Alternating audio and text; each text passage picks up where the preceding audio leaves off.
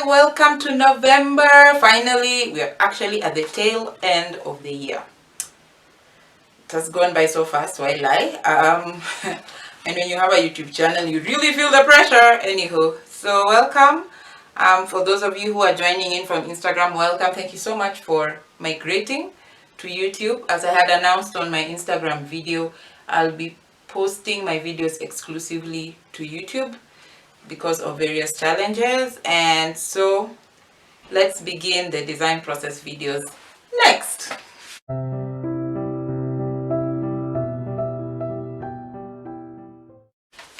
So there are various ways of coming up with a design process. So I'll be sharing my design process and maybe commenting on how other people do their design process.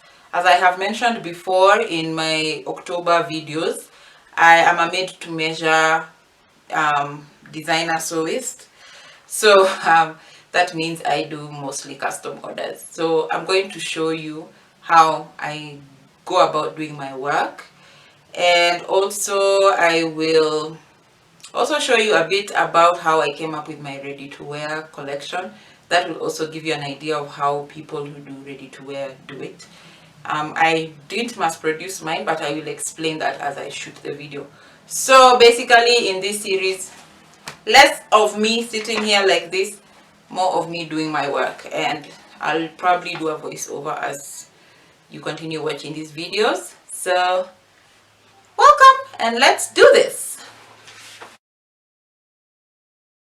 So I participated in this Foundations Revealed competition earlier this year, and I thought they did a very good design brief, which I want to show you so that you can understand more about design briefs. So this was specifically for the competition, and the title was Once Upon a Time. And there was an intro there which you can read, basically just trying to trigger the imagination so that you could come up with ideas. So the competition brief allowed us to get inspiration from book characters. It could be any book. It didn't matter whether or not they knew the book.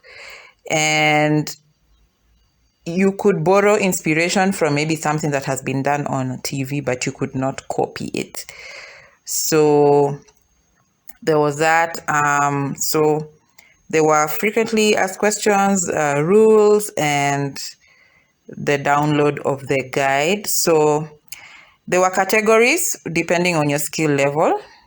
So there were also prizes, as you could see. So basically, I could go back and show you the competition guide. This is basically what the competition guidelines were. So you're supposed to have given 6 photographs of the work because this was all online. Then there was a description you're supposed to write about the design, I guess your inspiration, the details and the materials you use and the techniques and everything. And there was an optional 60-second video to just show your work better. So I opted for one 60-second video and I did 5 photos because that was what you were supposed to do. And a link to the mood board. So the mood board, you were supposed to put it on Pinterest, and I will show you my mood board. And then then basically these are the things, the 6 things you were being judged on, which I could zoom in. The design and originality, the patterning, fit of the model, stitching, quality, interpretation of the theme, and artistic merit. Yeah, so I was my own model, so you can imagine. Then they gave photo examples of what they were expecting the pictures to look like, the ones we would submit. So I guess this is a very good design brief. I don't want to go into many details, but I thought this would be a very good example to show you on what a design brief would entail.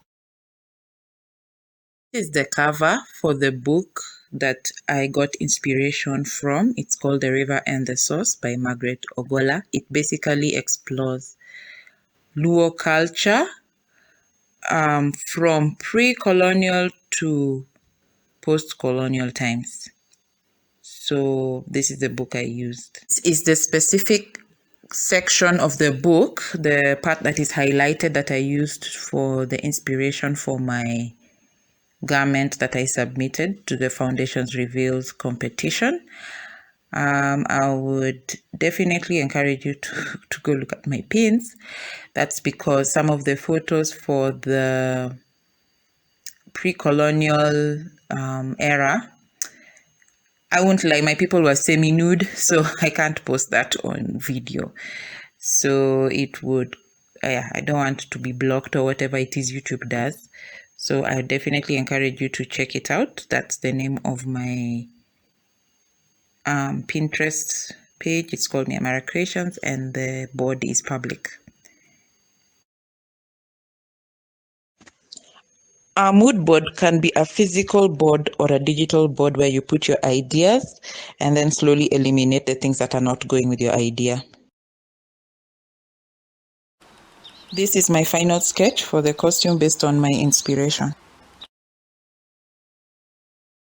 These are croquis or rough sketches. Usually I trace over them and then draw in my design. Usually I do a very simplified version of my design.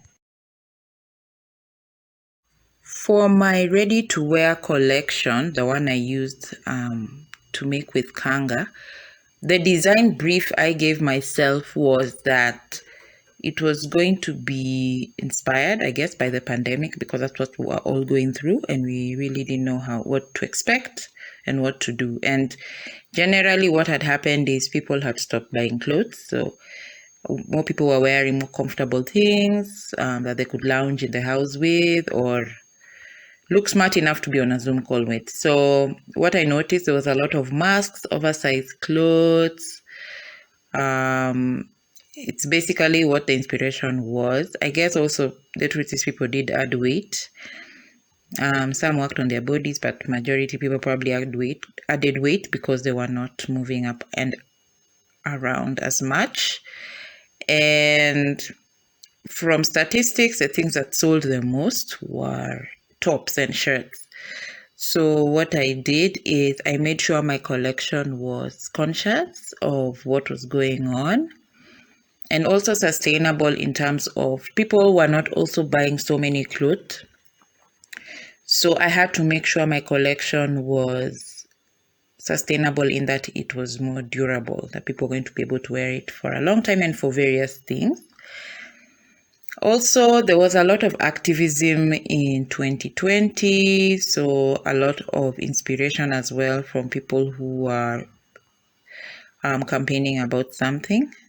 There was both activism that you probably agreed with and activism that you didn't agree with, like especially the controversial ones that involved the pandemic. And then also there was a lot of function and comfort had to be considered in this design brief. And also the fact that it had to carry well digitally, so that also played a huge factor in how I designed.